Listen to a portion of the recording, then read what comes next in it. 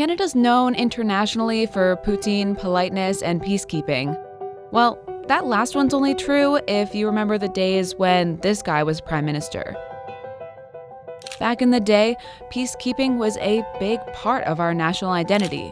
It was one of the only military actions that was almost always guaranteed to be popular, regardless of the party in power. But we've been out of the game for a while. Difficult and tragic missions in Somalia and Rwanda shifted Canadian attitudes about peacekeeping. In December 2017, Canada hit a record low with just 43 peacekeepers deployed on missions around the world.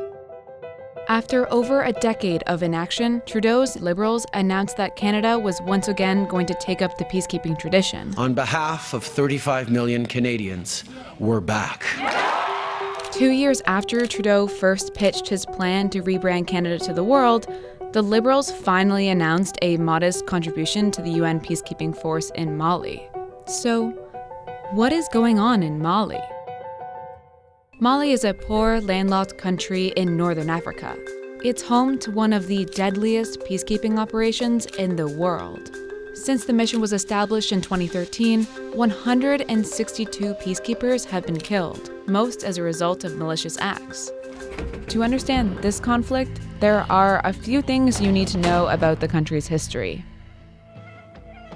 For nearly 6 decades, Mali was under French colonial rule. When it gained independence in 1960, positions of power were dominated by people from the south, where most of the population lives and where the capital of Bamako is located. Ethnic minorities in the sparsely populated north felt unrepresented and mistreated.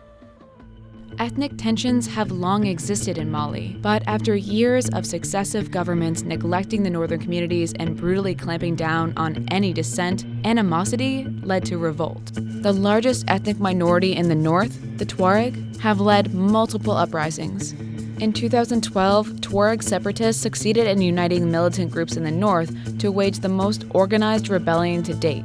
After the fall of Gaddafi in Libya, many Tuareg separatists that had joined his ranks returned to Mali, and they brought with them sophisticated weapons and cash. By April, they had captured the north and declared it an independent state. But the alliance had already begun to fracture, and a new Islamist extremist group called Ansar Dine took over the rebellion with the help of Al-Qaeda's affiliate in North and West Africa. In the south, anger over the losses in the north led to an improvised coup. In a matter of months, half of the country was being controlled by jihadist groups, and the other half was being run by a disorganized military junta. This was all set against a backdrop of a major humanitarian crisis in the Sahel. For the third time in 10 years, the region was hit by a major drought that affected millions of people. After appeals from the government, which feared that jihadist groups were planning to overrun the capital, the French military intervened and recaptured the north. In June, a peace deal was signed by the government and the Tuareg separatists who started the rebellion.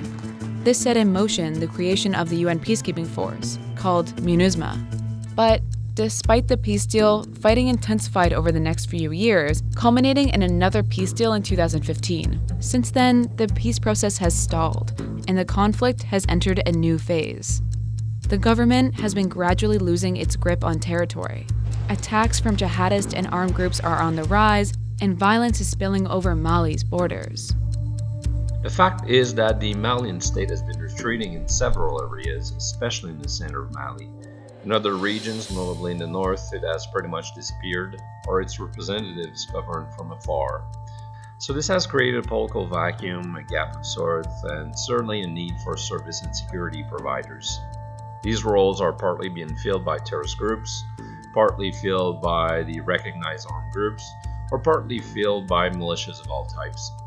Some of these groups talk to each other, at times even cooperate, at other times compete over zones of authority, over traffic routes, and so on and so forth. But more importantly is that in some regions, these groups have more authority, more legitimacy, and are better respected by local populations than the state and its representatives. Mali has caught the attention of many Western countries who see the instability in the region as a global security threat and the reason so many African refugees are arriving at their borders. Worried that the region is going to collapse into complete lawlessness, 5 African nations alongside France created the G5 Sahel Joint Force. Its primary job is to fight terrorism and crime, and in theory, the force would eventually give France a way to gradually pull its 4,000 troops out of the region. Providing operational and logistical support to the G5 force is a recent addition to MINUSMA's daunting mandate, which includes implementing the peace agreement and stabilizing the country. The 15,000 blue helmets in Mali have become a key player in the conflict. The mission is being pulled in different directions, as the line between peace operations and counterterrorism is blurred. Critics are quick to point out that the force doesn't do enough, and at times has failed to do its most basic task: protect civilians. It doesn't help that even as the force's mandate gets more robust, its resources like armored vehicles and air support remain sparse. And that's where Canada comes in. Under pressure from the United Nations and European allies to do more, 6 helicopters and an estimated 250 Canadian troops will be deployed to Mali later this year. The Canadian contribution to MINUSMA to the UN Mali mission is low cost, low risk, and low ambition. It can be said to fulfill an electoral promise, but it will do little in terms of impact. So is this really the return to peacekeeping that some people imagined? Probably not. But while the contribution is small, it's more than we've done in over a decade. If you believe in UN peacekeeping, you can only hope that this is the first step towards a more ambitious engagement.